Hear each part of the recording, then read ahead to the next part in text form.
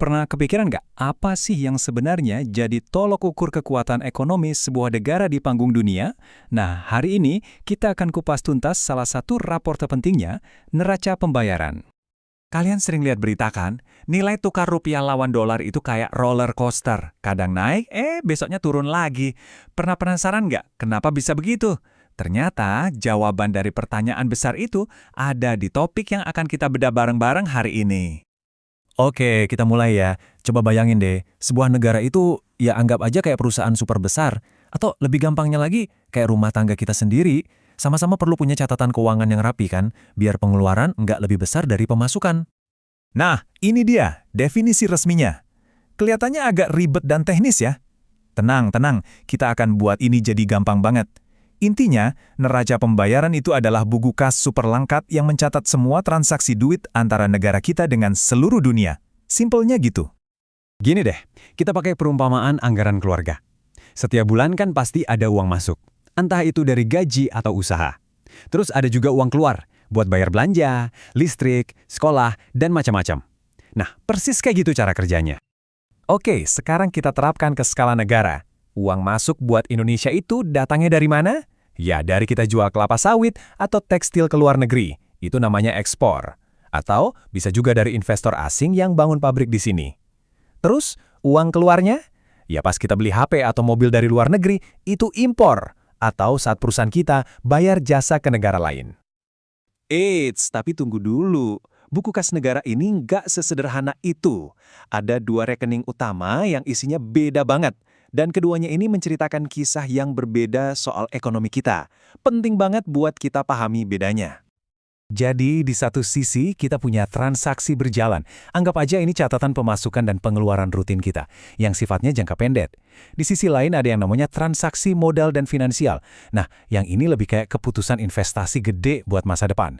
Keduanya ini punya peran yang beda, tapi saling nyambung. Yuk kita intip isi rekening transaksi berjalan.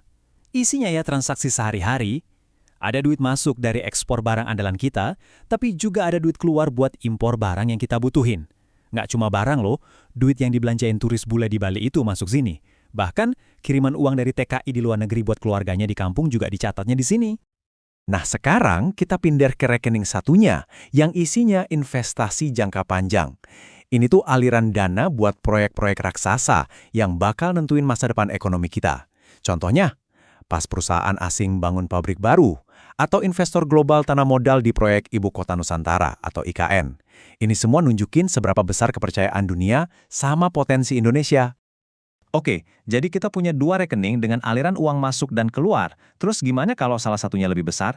Disinilah kita ketemu sama dua kata kunci penting, defisit dan surplus. Dan yang paling keren, keduanya ini harus selalu seimbang, kayak main jungkat-jungkit. Ini mungkin kedengaran agak aneh, tapi dalam dunia akuntansi internasional, setiap transaksi itu dicatat dua kali, ada dua sisinya. Ini kayak hukum ekonomi gitu. Artinya, kalau dijumlahin semua, total akhir dari neraca pembayaran itu harus dan akan selalu balik ke angka 0. Coba deh, perhatiin tabel ini. Di sini momen AH-nya. Misalnya, transaksi berjalan kita minus 10 miliar dolar.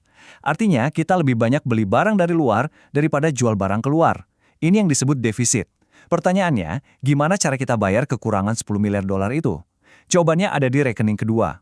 Harus ada kelebihan atau surplus sebesar 10 miliar dolar juga yang masuk dari investasi asing. Jadi, defisit di satu sisi ditutupin sama surplus di sisi lain.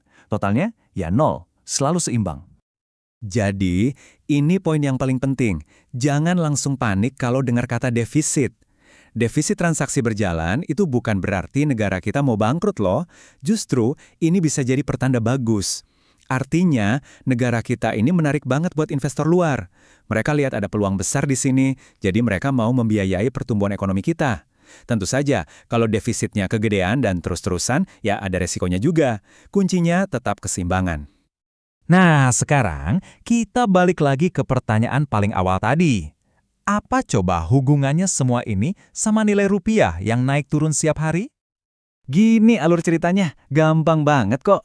Kalau neraca pembayaran kita surplus, artinya lebih banyak dolar yang masuk ke Indonesia daripada yang keluar. Nah, dolar itu kan nggak bisa dipakai buat beli bakso di sini ya kan? Jadi harus ditukar dulu ke rupiah. Akibatnya apa? Yang butuh rupiah jadi banyak banget, permintaan terhadap rupiah meroket. Ingat hukum ekonomi dasar, kalau permintaan naik, harga alias nilainya juga ikut naik. Rupiah kita jadi makin kuat. Biar lebih gampang diingat, gini aja. Surplus itu artinya banyak yang cari rupiah. Hasilnya rupiah jadi kuat.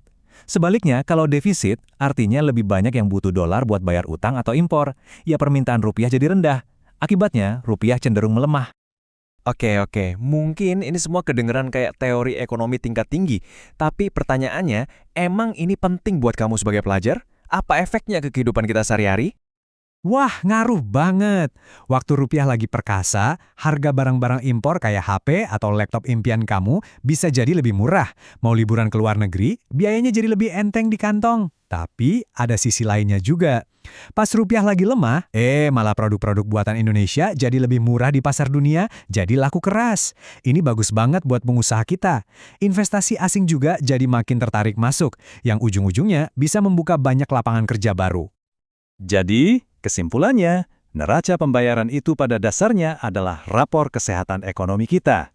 Rapor yang nunjukin seberapa sehat hubungan finansial Indonesia dengan seluruh dunia.